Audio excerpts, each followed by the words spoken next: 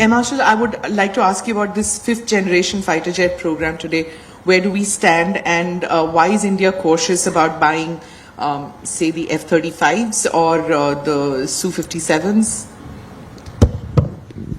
So, to start with, we have been tinkering with 5th generation program for a very long time.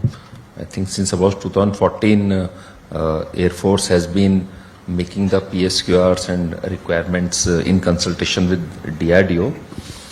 And last year, government had sanctioned the development of advanced medium combat aircraft, which is 5th generation aircraft with 6th generation technologies. On request of DRDO, actually, they said they cannot directly reach. So, in between, LCA Mark II project was also sanctioned along with it, so that the technologies could be matured on LCA Mark II platform. Like Defense Secretary Sir said, engine is the important thing, and that government is going to take a decision. Now, your question relates to the gap which is there from now to delivery of 5th generation capability. There is some gap there. 8 or 9 or 10 years gap will be there. So to fill that gap, yes, we are thinking only right now how that gap can be filled. So that there are various options. So what are the top? So what are the top 2 or 3 priorities that you have?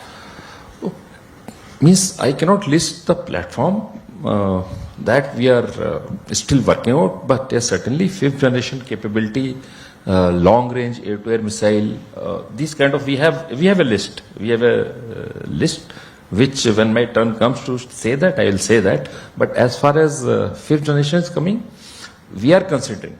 That is for sure. But what we are not ready to open out as yet. And about the anxiety that people have about depleted squadrons? Yeah, depleted squadron anxiety is there. It is there with us also. So we are trying to utilize the resources in the best possible manner.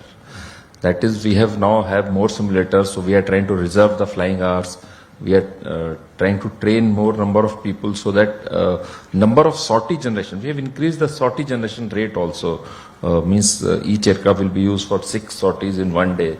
These kind of things we are doing, so that the amount of air effort required for a medium duration war we should be able to cater.